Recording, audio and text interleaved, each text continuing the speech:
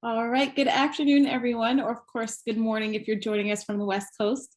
My name is Deanna Fenton, Program Manager here at the Alliance, and it's my pleasure to welcome you all to today's conversation, which will focus on utilizing data to create more decisive insights for your organization to ultimately surpass the benchmark set forth by the final rule. We're very excited to be joined by the LifeGift team, who is here to share with us some of their insights and strategies. Now, before I turn the floor over to our moderator to begin today's discussion, I'd like to take the next minute to review a few quick reminders for those of you who are in attendance today. Now, for anyone joining us for the very first time, please note that we have muted your audio lines and we'll keep them muted for the duration of the program. Having said that, we do request that all questions be submitted through the Zoom chat feature located in your navigation bar. If you submitted questions during the registration process, please know that we will do our best to address them over the course of the discussion and during our open Q&A period. Of course, should you have any additional questions, please feel free to submit them through the chat box at any time. Now, with respect to continuing education credits, please note there will be no credits offered for today's program. That said, however, you will still have an opportunity to claim a certificate of attendance and provide us with your valuable feedback through the post-event evaluation. An email with detailed instructions on how to do so will be sent to all of you following the conclusion of today's discussion. Now, as always, we will be recording today's presentation. So if you or a colleague are interested in reviewing the conversation at a later date, you can access the on-demand recording on our website at organdonationalliance.org. There, you'll also find information about our upcoming programs, and we'll have the opportunity to register for any programs of interest. Now, with that, I'd like to go ahead and turn the floor over to Amanda Habermill, who serves as a Manager of Hospital Development at Connect Life. Amanda, thank you so much for joining us to moderate today's discussion. At this point, I'll go ahead and turn it over to you. Take it away. Thank you, Deanna. It's my pleasure to introduce our two guests. Stephen Blackburn is our first guest. Stephen formerly served 8 years as a hospital corpsman and a hospital corpsman master training specialist in the United States Navy. Post-Navy, Stephen was a program director for a large wound care program and later was the California Physician Malpractice Trust risk consultant for all hospitals across the state of California, improving a multitude of healthcare practices under varying specialties. Stephen received a nomination for Forbes Under 30 Award. Stephen became involved in the organ donation and transplantation because he believes in the mission and selflessness of those in our field, and felt that he could utilize his experiences across various healthcare segments to keep the field modern and focused on continuous improvement. Our second speaker today is Cynthia Stephen-Gow. Cynthia is a business intelligence analyst manager at LifeGift. From several visualization and presentations in oil and gas, from Lagos to Houston, she has worked on a wide variety of projects of varying sizes. Cynthia obtained her degree in administration in 2003. Her previous experience also includes role as data consultant, report writer, SQL developer with various certifications and required skills. Cynthia transitioned to the data world 8 years ago and is passionate about the work done at LifeGift. Without further ado, I will hand it over to Stephen and Cynthia. Thank you, Amanda. Thank you, everybody, for taking the time to attend and the Alliance for hosting. My name is Stephen Blackburn, the Director of EMR Informatics at LifeGift, and I will be co-speaking today with Cynthia, and she is the Business Intelligence Manager at LifeGift. Cynthia and I have two separately focused roles, but our work is synergistic. Cynthia and our team manage the data and the development of the reports, while I work with our teams on ways documentation and data input can be improved, all contributing to the goal of improving processes and supporting our operational teams. Now, tying all that in today's session, creating final rule insights for OPOs from predictive data, we'll be discussing ways LifeGift has analyzed our data in preparation for CMS Final Rule, things we have considered when making improvements to our data, and best practices that our teams use when we do make those adjustments for any change regarding, regardless of if they're regulatory or not. Before moving on, just a disclosure, neither myself nor Cynthia Stephen-Gow have actual or potential conflict of interest in relation to this program or presentation. All right, so moving on, here are the objectives for our session today. 1, we will dive into and discuss the revisions made to the outcome measures for OPO CMS 3380F or CMS Final Rule. This includes discussing the performance measures and briefly chatting about the new performance tier system. Next, we'll discuss the final rule in parallel with LifeGift's goals and discuss the important role continuous improvement driven by using data has been for LifeGift during these transitions. We will then tie this all together by discussing ways to improve on the analytical framework and formulas and how important a step-by-step implementation of these transitions can be to ensure that the teams understand any and all changes that are made.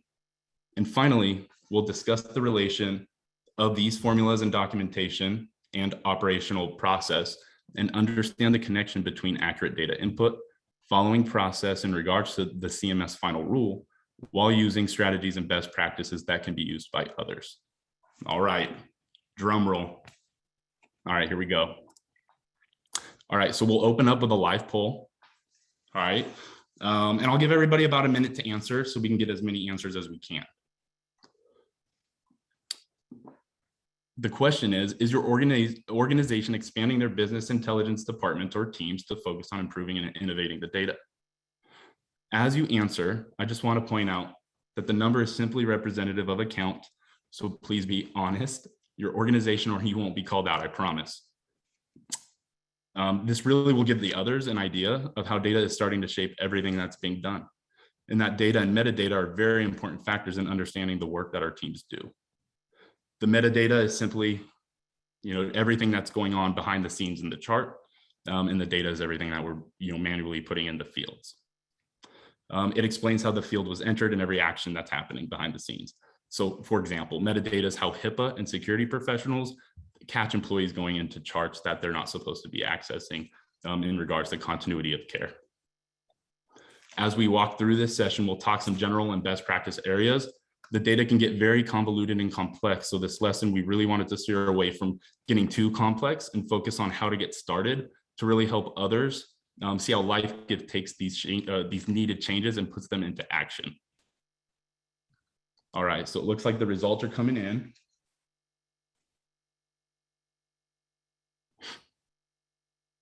So 80% of teams are really taking, the data seriously right now. It's really interesting to see and expected. A lot of teams in different industries are using their data teams right now to really innovate what's happening.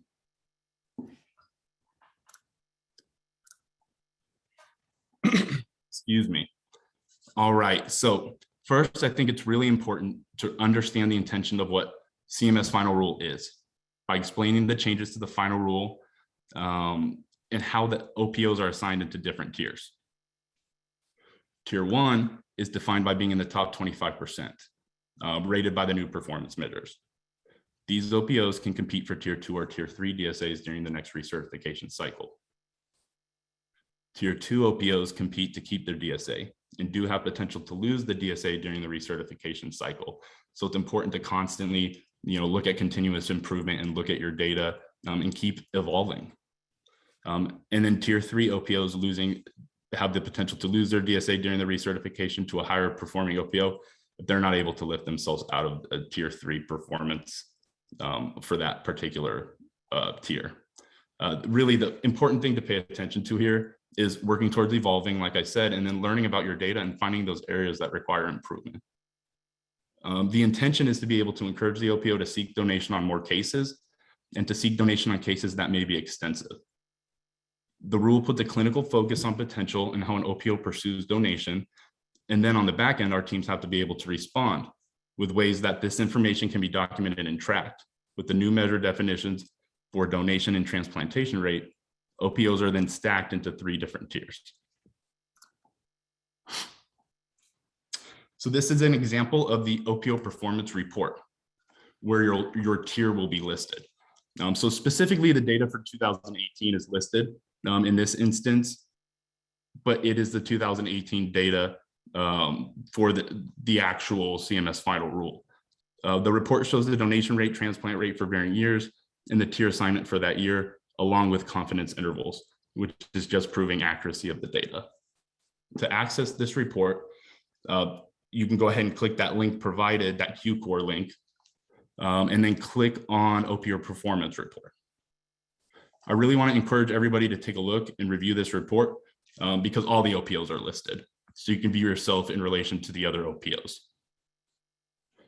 All right, so now I'll turn this over to Cynthia to explain the CMS performance metrics her team worked on, CMS Final Rule from the backend data perspective, and then what her teams needed to pay attention to in preparation for CMS Final Rule implementation. Hey all. So my speaking points today will be four, and they are as follows: CMS Final Rule specifics we've paid attention to, how we pull information we need regarding the above rules, how we pull the information we need to get the quality of data we need for analysis in what we do. So the rules we paid attention to are the new measure, the donation rate, and the transplantation rates. Now, the formulas for those are what we use already within the organization, and we know these formulas as the organ donors divided by potential. What is your donor potential? For OPOs, it's the general conception that we all have our individual criteria for donation potential, but going with the CMS donor potential, it's listed as you have on the PowerPoint displayed up here. Now for us, those affect our numbers because we have to dial into this and stick to these criteria to get our calculations accurate. How we pull the information we need regarding above rules. In preparation for the new measure coming up, what we did in-house was to make sure we had meetings with the different departments concerned with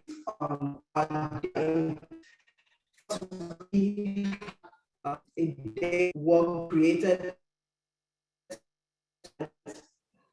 looked at how data was being entered into the system, and we went back to our EMR director, and these were adjusted and modified to fit our purpose to where we wanted to have them. And for that, we're able to move forward to our next level. So our next thing is how we pull the information we need regarding the above rules. In LifeGift, in our mission to offer hope to as much families as we can, we have an auto-generated report, a daily report that presents our daily numbers to our counts that come out, and we had to revamp that report and make it measure exactly as the CMS report was on the site. And for that, we are able to use those to keep abreast of where we are. So we know for a fact that this is how we are counting, just like how CMS is counting. So we use those to measure ourselves in-house in preparation for the new measure coming out.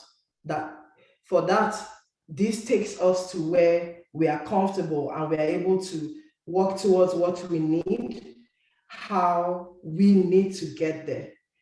Now, our best practices to retrieving data.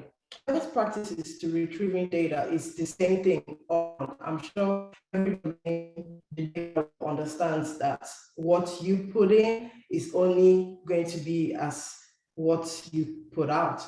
So for us, those are things we worked on and made sure that there was training, and constant monitoring of our data dictionary. If it needed an update, if it needed a whole revamp, all of those things are things we made allowances to in the course of preparing for these measures and where we would like to be. And with that, I turn it over to Stephen. Back to Stephen. Sounds good. Thanks, Cynthia. And so, and real quick, and so we posted on these slides this definition straight from CMS for donor potential. So you guys could see the snapshot right here, right then, 75 years old or younger, and then the cause of death. Cynthia, do you want to speak on the MCOD files real quickly? Well, the MCOD files are something that we are in transition to working on to keep us, because this is what CMS references in when we are being measured. We are in transition to requesting those files to get us those numbers, so we are able to keep abreast of what it is we need to be on in regards to these new measures. I see there's a question in the chat, Stephen. Is there a question in the chat? Yeah, I think so. Yeah, we can get to it later, or is it MCOD? Okay. Hi, it's Amanda. I do see the question if you'd like to go ahead and address it now. Okay. It just says that it's actually difficult to hear you. You are going in and out. I think that may have been it. Let me see. I don't see a hand raised other than that. I see where Rachel had posted a question to us internally, but I think it could just be an in and out situation. So I'm going to turn it back over to you. Okay. Okay. No worries. I'll take it over, Cynthia. I'll take it over. Yeah. And you're muted, Stephen. Now I'm not. So, actually, I'm sorry to interrupt you again, Stephen. I do see the question. It says, how are you obtaining the MCOD files? With data, because of data use agreement, we have an in-house staff that's going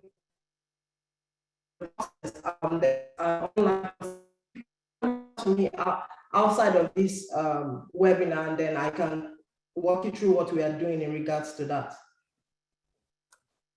yeah, and I think with the MCOD files, there's a lot of requests and a lot of things that go into it, right, Cynthia? Yeah. All right. So I'm going to go ahead and I'm going to move forward with. So we have the donor potential, and I'm going to pop the donation rate and transplantation rate definitions on here as well. I know Cynthia spoke on it real briefly as well. And so it just puts what the changes were or changes are versus, what we currently would know them as. And so these are the things that we're constantly looking at and making sure that we're adjusting our reports internally so we can track these live in preparation. And then Cynthia, would you like to speak on your report right here, the two figures on here? Well, do you all hear me? I have to ask. Okay, so this slide is just about how we would look. I see questions popping in, I'm sorry. This slide is just a visual of how we would look using the new measure on our 2018 measures. Now, using the old measure, the previous measure, we would have been at 1,417 counts, but with the new measure, using just transplantation and pancreas, we would be at 1,242. This is using the 2018 data. This just gives you an idea of how things would look going forward.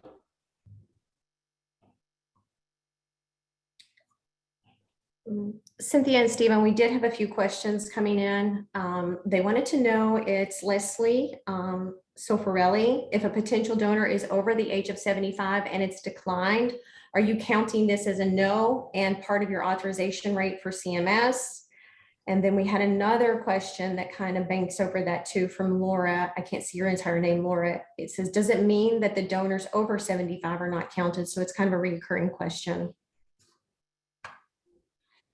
Well, because this is still a measure that is in transition, I can't speak to, what any other OPO is counting. For us, what we are doing is mimicking what those counts are. And so I will tell you that we are going just as what the definition is saying. That's what our reports are reflecting for now. Perfect. Any other questions?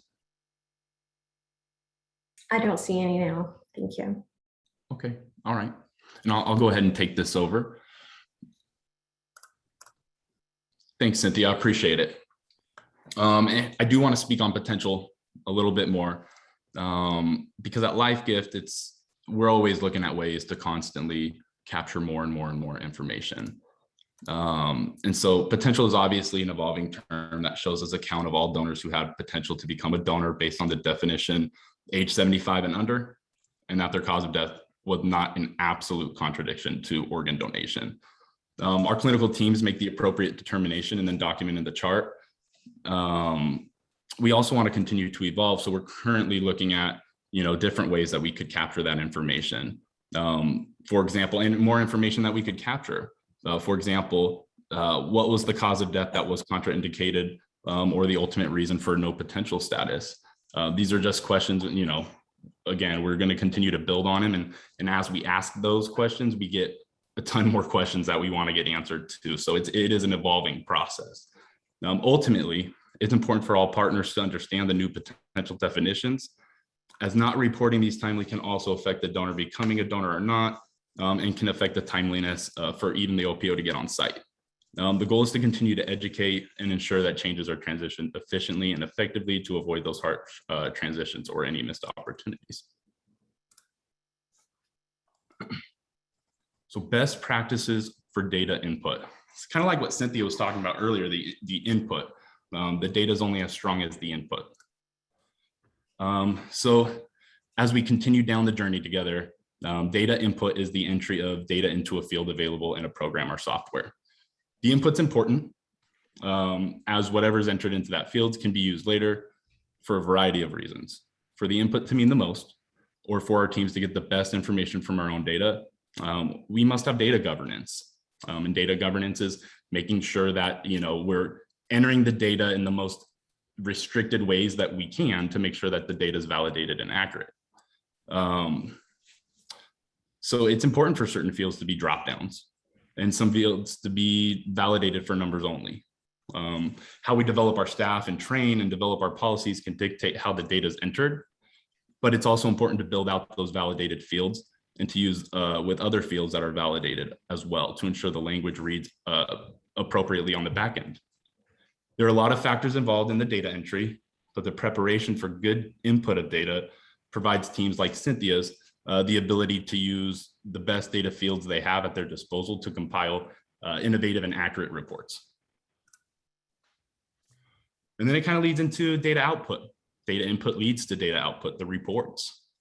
And so in this case, it's reports or work information or insights. Our teams prepare valid fields for entry. And if we have to make any changes in an EMR or anything like that, then we train our staff appropriately and we change our policies so that we have governed data entry. And then our BI teams work their magic and turn that into the useful information on the back end to give us the insights that we need to do what we need to do better and keep improving. So ultimately, this output gives us a lot of differing information, but there are some common reporting snags that teams run into. And again, I just want to break it down a little bit further as we kind of continue the journey of innovation that I keep talking about. For example, in our field, teams often say, the data's wrong, what should I do? And we always say back, data's never really wrong, it's only as good as the input. And we can always look up and clean up reporting, but again, data's only as good and calculated based on what's being entered on that front end. So sometimes the code in a report may need to be cleaned up, like I said, and it's pretty common that it is an input error.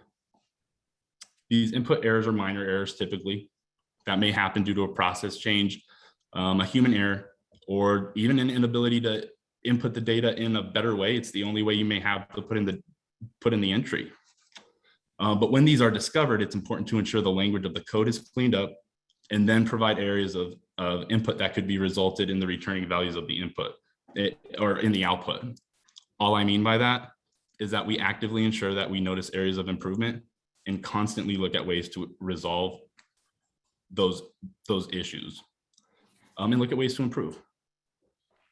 Some areas we have utilized to further grow with the demand for better and expanding data include more data-focused trainings, thorough involvement with our operational teams, a lot of communication, and policy refinements. Training continues to be the best solution to improve those manual input errors. at the time of documentation. And finally, we've also thought about strategic ways to work with the EMR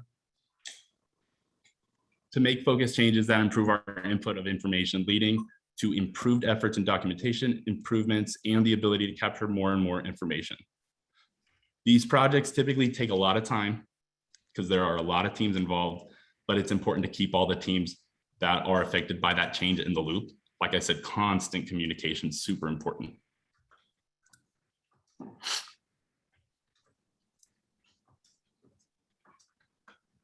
All right, so supporting data needs in the EMR. So that kind of takes us to what's the EMR's role in all this, and my job is EMR informatics, so it's really important for me. For me, the EMR is the most important role because that's where we can control the input. For example, we can monitor potential in many ways if your EMR has the ability. For example, utilizing ICD-10 codes if you could, to determine potential organ donors from that pool. You could have multiple manual drop-down boxes to capture if it was potential and why, and if it wasn't and why not. And that's completely up to your organization and how you capture it, what EMR you're using, and kind of your varying things that you're dealing with in your OPO. In an instance where your teams know about better ways to capture data, where the calculation not only captures the data better, but allows automation, can result in a more streamlined and consistent action in areas where it's possible to formulate a solution. But in healthcare, sometimes that clinical interpretation, that automation doesn't make sense because the clinical interpretation is important and sometimes you can't streamline that with data. So that's another important thing to know. There are barriers in healthcare that are involved in that. Sometimes we need our clinical staff to look at and do a full clinical interpretation. We don't want it to be automated. We want our clinical eyes on it. Right? Data teams and departments should have constant communication always. And then forward thinking. Forward thinking is really important. As to ensure teams think about the changes at the time implementation of that change is going to be made. So what your teams might need to do for change in the system right now could very well be different in 6 months. And so to keep that in mind and into consideration is really important when planning these changes and implementing changes on your end.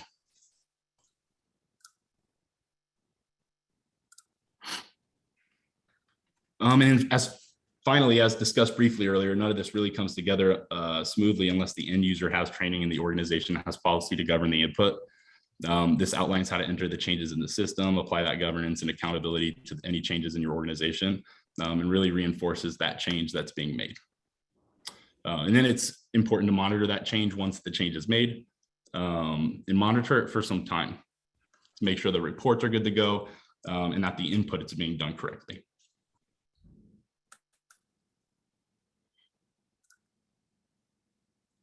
All right, so current resources available to discuss data. So I know there are a lot of people who are interested in discussing data work groups and getting involved in collaborating events. I know I personally have a lot of resources out there that have helped me. So I wanted to specifically talk about just a few that I've used before and that have been helpful, you know, as we go through changes in the industry. The Alliance has many workshops, work groups about all sorts of different topics. So that's been a great resource, getting involved, watching the webinars and those seminars, networking. That's a really good way to get started. Expanding that network, having the ability to reach out to your peers has been super useful for me.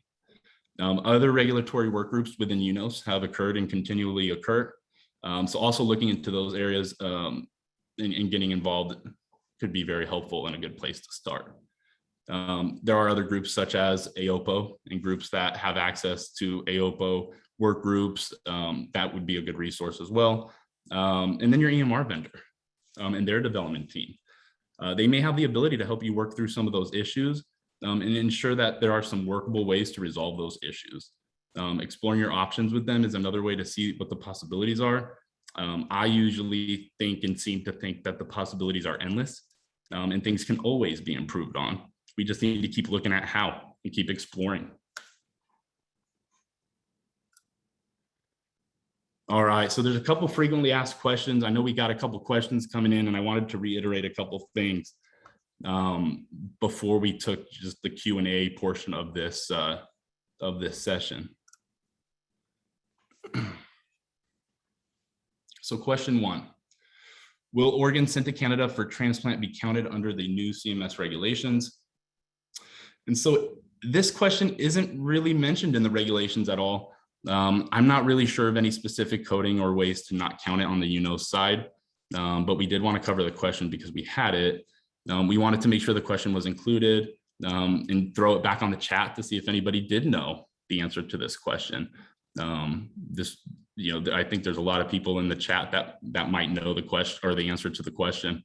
And so as we explore the other questions, I'll leave that to the chat, and then Glenn or Amanda, go ahead and interrupt me if you have the answer to that in the chat at all.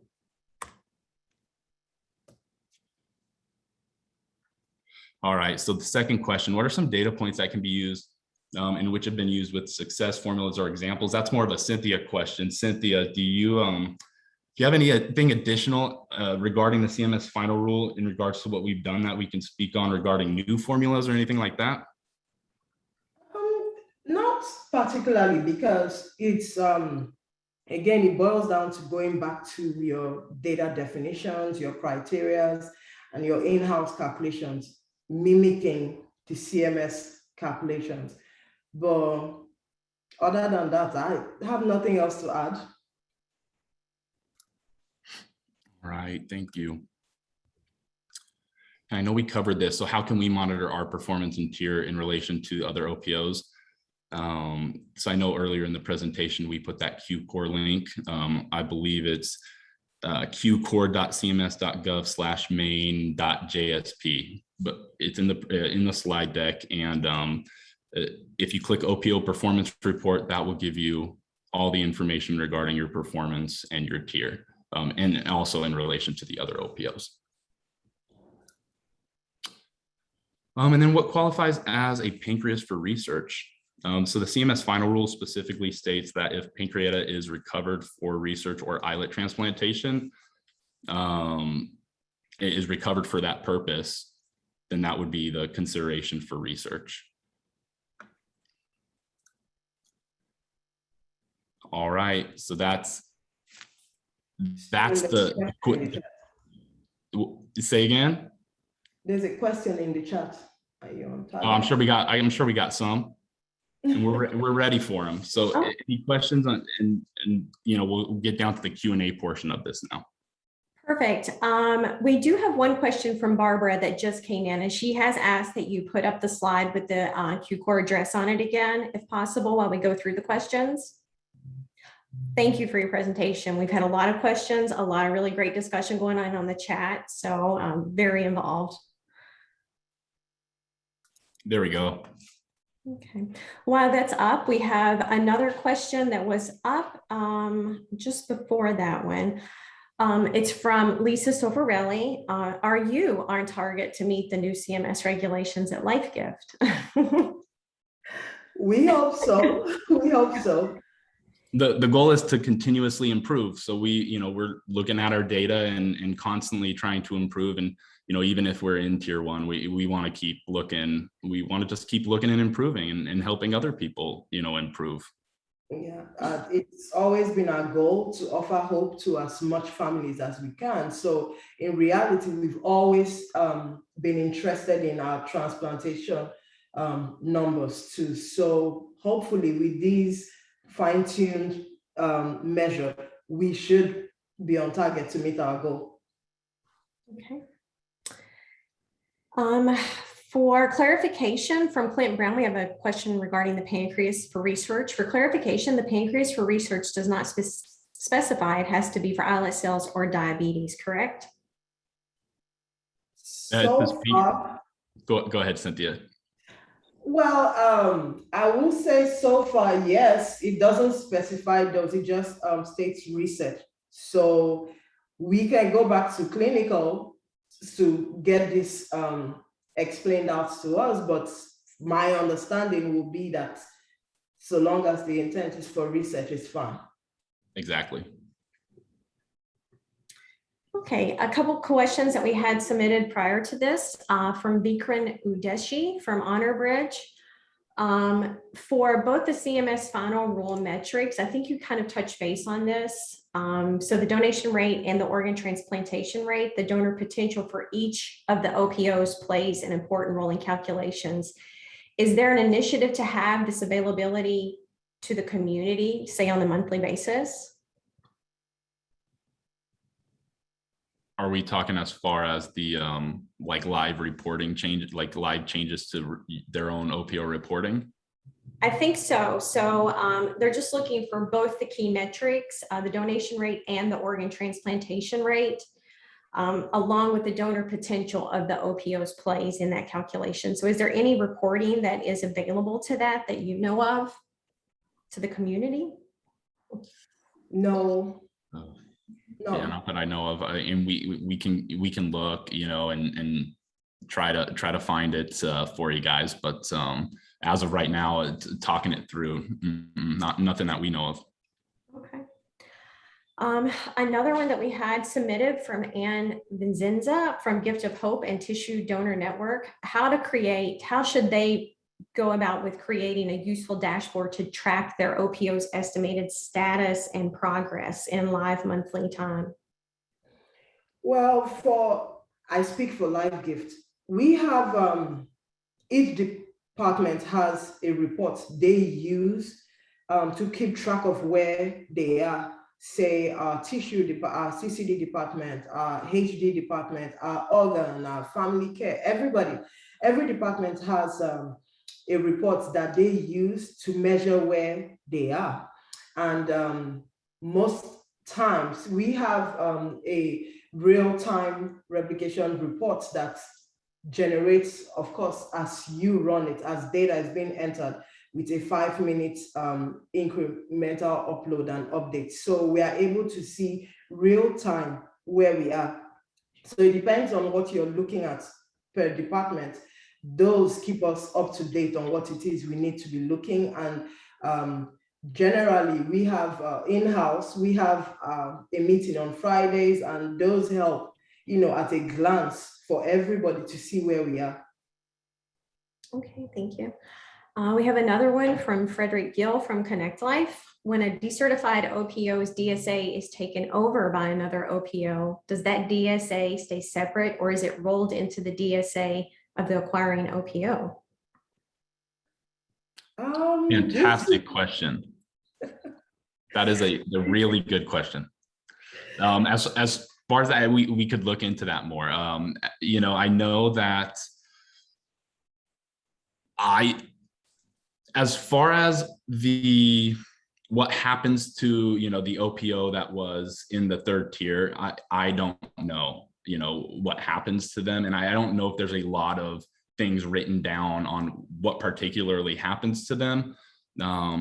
As we go through this transition, I think CMS is still building out a lot of things too, and they'll make a lot of changes as this progresses as well, which they've made clear in, you know, the final rule and some of their answers that, you know, they do look to make changes in the future based on, you know, how the next recertification cycle looks. And so I hope that answers as best as we can. We did have some feedback from Edward Martinka. It says that CMS says the acquiring OPO takes over the contract. The outgoing OPO continues to serve the DSA until the incoming OPO can take over. The legal entity of the outgoing does not dissolve. They simply lose the contract. Thank you, Edward, for that input for us. We do have a few other questions that's in the chat. If you have some time to go ahead and answer those, we're going to circle back to the pancreas that we were discussing. While the intention for pancreas recovery is for research and islet transplant, must the organ be accepted for such, and does it count simply because it was intended for the purpose when it was recovered? This is submitted from Gina. I cannot see Gina's last name. I do apologize, Gina. This, again, is most likely a clinical question, because for me, in our calculation for data is what's the outcome research, and that gets counted for us. because the outcome is research. So we are counting research as our number. So the intent at retrieval or procurement is not something on the data end we look at. What we are counting in these buckets is research. It's the outcome research, and those go into our account for us. We have another question from Natalie Hernandez. How closely can you match the CMS potential count for any year using your EMR data? Not close at all. Not close at all, because again, the definition for potential is CMS says 75. Does that mean if we get a 78, that doesn't count? So all of those things play a part in the numbers differ when you look at it ultimately. And also too, in capturing what CMS is able to get with the MCOD files, and their numbers are going to be different. Their counts are going to be a little bit different when they have those files. So I think that's a big, portion of that. We do have another submitted question from Jonathan Hewlett from Southwest Transplant Alliance. Identifying the CMS tiers and then applying the gap in donors or organs transplanted to meet any surpassed outcomes. So are you seeing any gaps in donors where that data is reflected? Can you repeat your question, Amanda? Yeah, it says identifying the CMS tiers and then applying the gaps in donors. Have you surpassed any expected outcomes?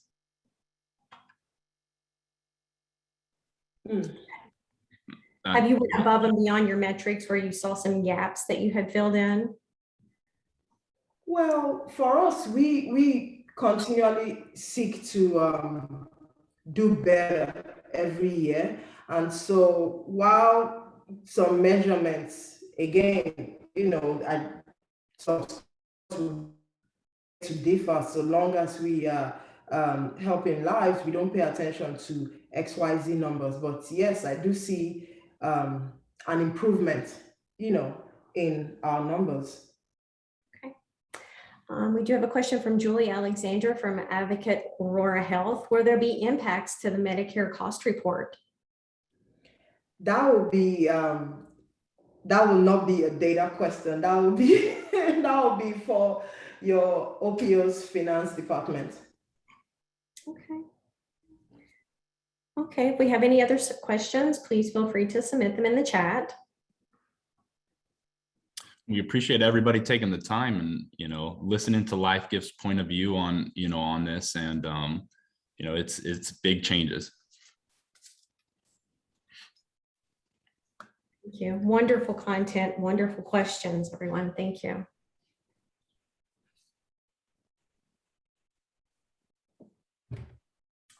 Dana, we can turn it back over to you. All right. I was just giving it another minute or so to see if any questions. Oh, looks like we do have one. We do. It actually was bouncing back to that CMS final question that we just went through from Vikram from Honor Bridge. Can you mention on how you are calculating the age factor needed for transplantation metrics?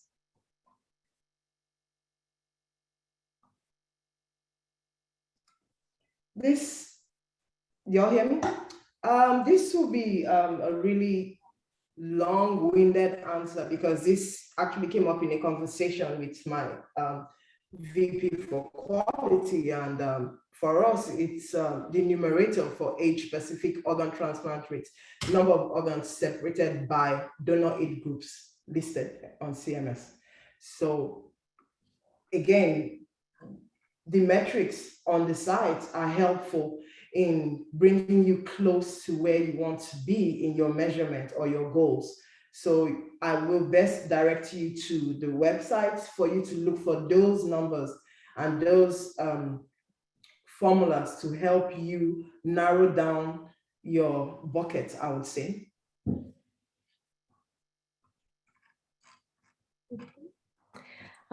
We do have another question. Does LifeGift try to gauge their current tier performance? If so, how?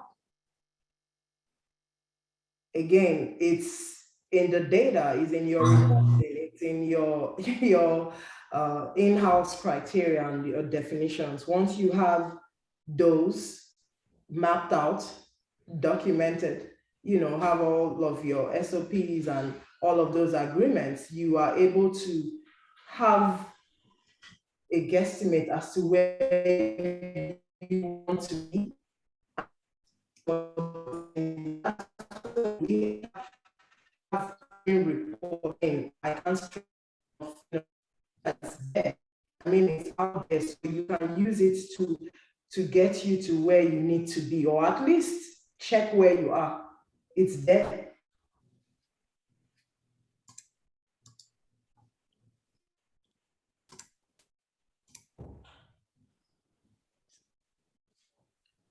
Yeah. Okay. We do have one more question from Ann Mila. Since tiers are based on how OPO's performance, how do you get the current data from other OPOs, or do you use historical data? On that Q core report has all the data from 2018, 2019 for all the different OPOs. So you could see that straight from the Q core report. As far as anything additional from that report has those three main outcome measures on it. It has the potential calculates donation rate and transplantation rate. So it has donation rate and transplantation rate on it, and then the tier. And so when we pull up the performance report, we're looking at it, and we want to see what tier we're in, and we want to see all of our data. But like Cynthia said, we constantly look at ways to improve our data and to improve using that data. And so it doesn't matter what tier we're in, we're always going to look to improve.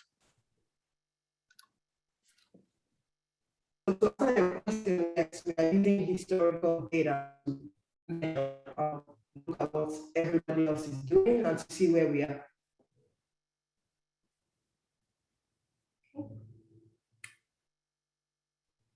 Thank you. We did have a submission for current numbers from the OPTN by Edward Martinka, the donor category, the deceased donor by DSA, to get current info. So thank you for submitting that link for us, Edward.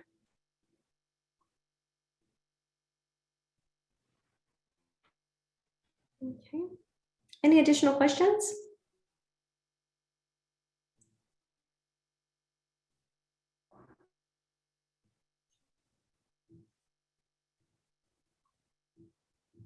Okay.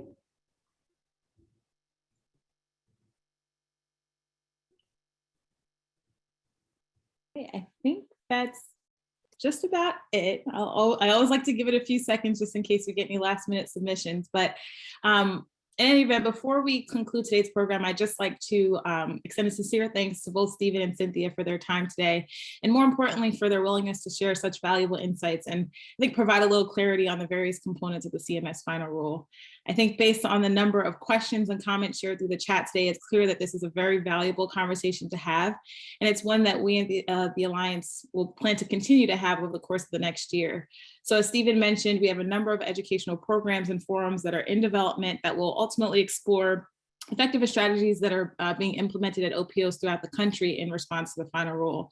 So we'll look to highlight things like various process improvement strategies, timely referral, data programs, quality reporting, etc. And of course, we'll share strategies on how OPOs and hospitals are partnering with one another to achieve the new CMS metrics. So all that said, be sure to keep an eye out for Alliance communications, or feel free to visit our website to stay up to date on any of our upcoming programs. And so with that, I'd like to again thank everyone for joining us today. Thank you, Amanda, for facilitating today's discussion and fielding some of those questions. And again, Stephen and Cynthia, thank you so much for joining us. And everyone in attendance, thank you again, and we hope you have a great one. Enjoy the rest of your day, everyone.